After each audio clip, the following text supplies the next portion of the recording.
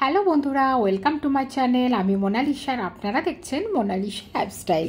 Mona Lisa লাইফস্টাইলের একটা নতুন ভিডিওতে আপনাদেরকে স্বাগত জানাই। আশা করি আপনারা সবাই ভালো আছেন, আমরাও ভালো আছি। তো বন্ধুরা, আজকে আমি ঘর একদম ঝকঝকে তকতকে পরিষ্কার করার একদম 10টা ক্লিনিং টিপস দেব।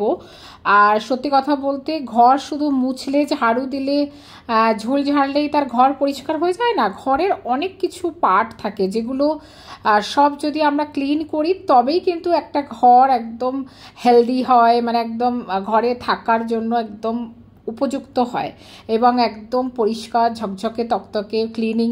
মানে আমরা করি সব কাজই, কিন্তু সবসময় কি করব, কোনটা করব, এইগুলো বুঝে উঠতে পারি না। তো সেটারই বন্ধুরা 10টা ক্লিনিং টিপস দেব। তো সেটা বন্ধুরা দেখতে হবে, পুরো ভিডিওটা স্কিপ করলে হবে না। আর খুব ভালো লাগবে ভিডিওটা, আশা করি ভালোই লাগবে। এবং ভালো যদি লেগে থাকে অবশ্যই এটা লাইক কমেন্ট শেয়ার করে দেবেন আর সাবস্ক্রাইব ফলো করে দেবেন। তো চলুন আজকের মতো ভিডিওটা স্টার্ট করি। এবং প্রথমেই দেখুন, প্রথম টিপসটা হচ্ছে বন্ধুরা যে একদম ফ্রিজ তো প্রত্যেকের বাড়িতে আছে, কিন্তু ফ্রিজ কিন্তু প্রত্যেক 15 দিনে একবার করে অন্তত, বা 15 দিনে 20 দিনে মোটামুটি একবার অন্তত পরিষ্কার করা ভীষণ দরকার। আর আমার তো আগে ছোট ফ্রিজ ছিল, তখন তো করতামই। এখন একটু বড় ফ্রিজ, প্রত্যেকটা সেলফ মানে বের করে পরিষ্কার করা আর কাঁচের এগুলো খুব মুশকিল হয়, কিন্তু করতেই হয়। না হলে কি বলুন তো, মানে খুব নোংরা হয়ে যায়। জিনিসপত্র যাই রাখি হয়তো একটু পড়ে গেল, তারপর মাছ রাখলাম ডিপ ফ্রিজে, সেটার যতই আপনি জিপলক ব্যাগে রাখুন বা ডাব্বায় রাখুন, একটু আধটু রক্তর দাগ লেগেই থাকে। তো সেই জন্য বন্ধুরা সবসময় বলবো, মানে ফ্রিজ হোক, মানে ফ্রিজের ভিতরটা একদম দুর্গন্ধযুক্ত করার জন্য হয় একটা লেবু কেটে রেখে দেবেন, আর তাছাড়া এরকমভাবে ফ্রিজের প্রত্যেকটা সেলফ থেকে জিনিসপত্র সব বের করে ভালো করে ফ্রিজটা ক্লিন করে একদম আবার সেলফগুলো লাগিয়ে দেবেন। দেখুন আমি এইভাবে পুরো সেলফ সব লাগিয়ে দিচ্ছি। তো দেখুন মোটামুটি প্রত্যেকটা সেলফ, মানে আমি কাঁচের যে এগুলো সেগুলো ধুয়ে ভালো করে পরিষ্কার করে মুছে এবার সব সেলফগুলো লাগিয়ে দিলাম। দিয়ে আবার জিনিসপত্র সব যেমন ঢোকানোর তেমনি সেট করে দেব। তো বন্ধুরা, এটা ছিল আমার প্রথম টিপস, যে বিশেষ করে ফ্রিজ প্রত্যেক 15 দিনে অন্তত একবার খুব ভালো করে ক্লিন করবেন। সেকেন্ড টিপস হচ্ছে বন্ধুরা, প্রত্যেক 15 দিনে বা সপ্তাহে একদিন হলেও মানে ভালো, তবে আমি 15 দিন পরেই করি, সোফা কভার কিন্তু পরিষ্কার করাটা ভীষণ দরকার। কেননা সব থেকে বেশি দিনের যেখানটায় যায় সেটা হচ্ছে সোফার উপরে বাচ্চারা খায় দায় ফেলে সব কিছু। আর এটা আমার ড্রয়িং রুমেরই এটা ছোট্ট বেড, এটা কিন্তু বেডরুমের নয়। বেডরুমের বেড কভার তো সবসময় ধোয়া হয়, 2 দিন 3 দিন পরপরই, এক সপ্তাহে 2বার তো ধোয়াই হয়।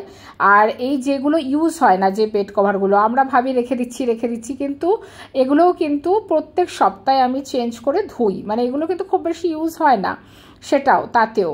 এবার বন্ধুরা, ওটা ছিল সেকেন্ড টিপস। থার্ড টিপস হচ্ছে দেখুন, বিভিন্ন যেমন ফ্রিজ থাকে, ওয়াশিং মেশিন থাকে, মাইক্রো ওভেন থাকে, এর নিচগুলোতে দেখুন, এর কোনাগুলোতে আমরা তো সবসময় হটাতে পারি না। তো এইগুলো যদি কোনা একটু সরিয়ে, দেখুন আমি ফ্রিজটা সরিয়ে ওখান থেকে, এই ফ্রিজটা না বড় হলেও কি হবে, নিচে না চাকা আছে, হুইল আছে, তো মোটামুটি এগুলো সরিয়ে ভালো করে, আমার কাজের দিদি ঘর মুছতে এসেছিলো তো ও পুরো পরিষ্কার করে দিয়েছে। আর দেখবেন মানে এইগুলো না, এই জায়গাগুলোতে মশা ওঠে, তারপরে বিভিন্ন রকমের পোকা উৎপন্ন হয়। এই দেখুন, এই যেমন এখন বর্ষার সময় আমার ব্যালকনিতে আমার মানে ওয়াশিং মেশিনটা রাখা থাকে, তো ব্যালকনির ওখানটা হাওয়া ঝড়, এবার রোজ তো ওয়াশিং মেশিনটা সরানো হয় না। দেখুন পিছনটায় হাওয়ায় কত নোংরা জমা হচ্ছে, তবু কিন্তু আমি 10-15 দিন পর করি। এবার জল সবসময় কি আর সরানো হয়, তো সরানো হয় না। এবার দেখুন পিছনটা পুরো নোংরা ছিল, সেটাও পরিষ্কার করে নিলাম। তো বুঝতেই পারলেন যে মানে এইভাবে পরিষ্কার না করলে বন্ধুরা খুব মুশকিল, মানে ঘর একদম পরিষ্কার ঝকঝকে তকতকে কিন্তু হয় না। ফোর্থ নাম্বার টিপস হচ্ছে বন্ধুরা, যতই আমরা কিচেন পরিষ্কার করি, গ্যাস মুছি, স্ল্যাব মুছি, বাসনপত্র ভালো করে পরিষ্কার করি, কিন্তু অনেকে কি করি, মানে এই যে কিচেন টাওয়েলগুলো কিন্তু কম পরিষ্কার করে, এতে হলুদ লেগে থাকে, তেল লেগে থাকে, মশলা লেগে থাকে, এটাতেই হয়তো কড়াই মুছছি, এটাতেই কড়াই ধরছি, তো খুব নোংরা হয়ে থাকে। তো এটা যদি ভালো করে পরিষ্কার না থাকে, আমার ভীষণ মানে একটা বলবো কি গা ঘিনঘিন করে। তো গরম জলে একটু সার্ফ এক্সেল দিয়ে ব্যাস সামান্য করে ভিজিয়ে রেখেছিলাম 15 মিনিট, ধুয়ে দিয়েছি। তো এইগুলো বন্ধুরা উপরের পরিষ্কার, মানে এইগুলো কিন্তু ভিতর থেকে তো ঘর ঝাড়ু মোছা পরিষ্কার সবাই করে, কিন্তু এই পরিষ্কারগুলো না করলে কিন্তু মানে মনে হয় না যে ঘর একদম সত্যি কথা পারফেক্ট হচ্ছে।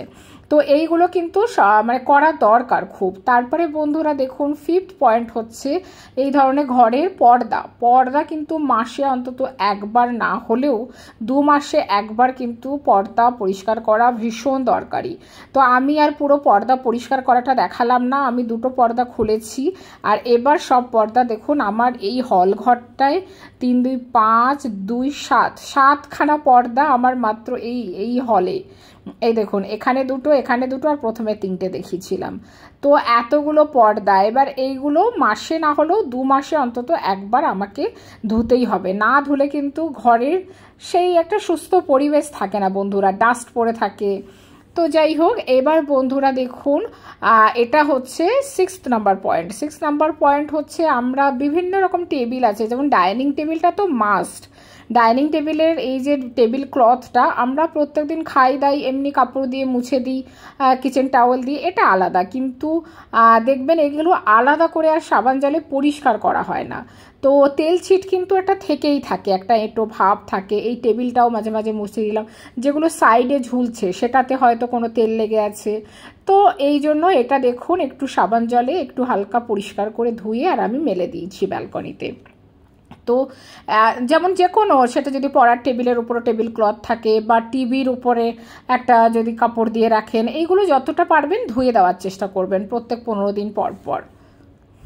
দেখুন 7 নম্বর পয়েন্ট হচ্ছে যেমন আমাদের বেসিনের ধারে যে টাওয়েল থাকে, এটা আমার কিচেন টাওয়েল। কিচেনেও আমি মানে সবসময়, অনেকে দেখবেন জামায় হাত মোছে বা নাইটি পরলে নাইটিতে হাত মোছে কিচেনের কাজ করতে করতে, আমার একদম অভ্যাস নেই। আমি কি করি, একটা টাওয়েল রাখি, তারপরে বেসিনের ধারেও একটা টাওয়েল রাখি। আর এই যে যত গামছা আমরা কি করি দেখবেন, গামছা টাওয়েল এইগুলো কোথায় মানে কতদিন হয়ে যাচ্ছে ধুই না, তেল চিটচিট পড়ে যায়, ভীষণ বাজে অভ্যাস এইগুলো কিন্তু প্রত্যেক 3-4 দিন না হলেও মানে সপ্তাহে একবার অবশ্যই ধোয়া উচিত বন্ধুরা, অবশ্যই। এবার 8 নম্বর পয়েন্ট হচ্ছে দেখুন এই যত রকম মিরর আছে আমাদের ঘরে, যেমন 2টো বাথরুমে 2টো আয়না আছে, তারপরে এই বেসিনের আয়নাটা যেমন সব থেকে বেশি জলের ছাপ পড়ে যায়। তো আমি কি করি, মাঝে মাঝে কোলগেট দিয়ে পরিষ্কার করি, তবে এখন আর আপনাদের টিপসগুলো দেখাচ্ছি না, তবে কীগুলো করলে ঘর চকচকে পরিষ্কার হবে সেটার জন্যই আমি এগুলো পয়েন্টগুলো দেখাচ্ছি। তো সেই জন্য দেখুন একটু কলিন দিয়ে দিয়েছি। আর খবরের কাগজ, নিউজ পেপার কিন্তু ভীষণ ভালো ক্লিন করে, ভীষণ ভালো ক্লিন করে। আপনি যদি শুধু জলের ছিটে দিয়েও নিউজ পেপার দিয়ে পরিষ্কার করেন ভীষণ ভালো পরিষ্কার হয়। তো সেই জন্য জলের ছিটে দিয়েও নিউজ পেপার দিয়ে সব কাঁচ বা মিরর পরিষ্কার করতে পারেন, আয়না।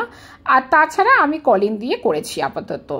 এবার বন্ধুরা দেখুন 9 নম্বর পয়েন্ট হচ্ছে ঘরে বিভিন্ন রকম যেগুলো শোপিস আমরা ভাবি অনেক উপরে আছে, দেয়ালে যেগুলো ওয়াল হ্যাঙ্গিং ফটো ফ্রেম থাকে সেগুলো কিন্তু অ্যাকচুয়ালি আমরা করি না, মানে পরিষ্কার করি না। কিন্তু এগুলো রোজ হয়তো হয় না দেখুন, আর কোনো কাজ কিন্তু এতগুলো কাজ আমি দেখালাম রোজ একদমই করবেন না, মানে কোনো দিন যেদিন সময় পাবেন আজকে একটা করবেন, আজকে ঠিক 15 দিন পর সেটা করবেন।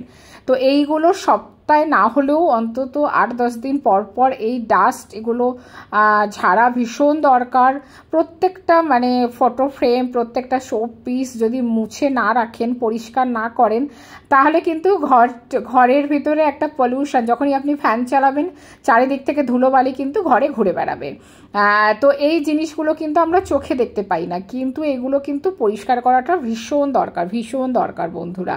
তো বুঝতেই পাচ্ছেন আমি মানে যেভাবে কাজ করি সেটাই আপনাদের কাছে শেয়ার করছি। অ্যাকচুয়ালি সবসময় সব কিছু করি না, ধীরে ধীরে, মানে আজকে যদি একটা করি কালকে আর একটা করি, এইভাবে মানে যেদিন যেমন সময়, আবার যেদিন একদমই সময় নেই সেদিন আবার করিই না কোনো কিছু, মানে সেদিন শুধু রান্নাবান্না কাজকর্মই করি, কোনো ক্লিনিং করি না। তো এইভাবে দেখুন এই যে ফটো ফ্রেমগুলো বিভিন্ন যেখানে যেখানে আমার ওয়াল হ্যাঙ্গিং আছে সবগুলো আমি এই যে কর্নার র্যাক সবগুলো এরকম মুছে টুছে আমি রাখি।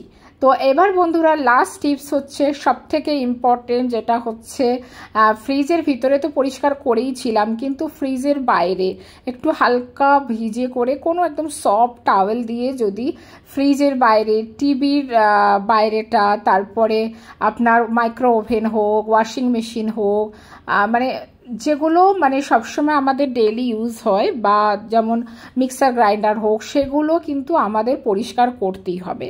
সেগুলো যদি আমরা না পরিষ্কার করি তাহলে কিন্তু মানে এগুলো তো 2-3 দিন 4 দিন পর পরই এগুলো পরিষ্কার করতে হয়। টিভিটা বরং 1 সপ্তাহ 10 দিন পরে করি, কিন্তু দেখুন টিভিতে কেমন একটা ছাপ ছাপ পুরো পড়ে রয়েছে।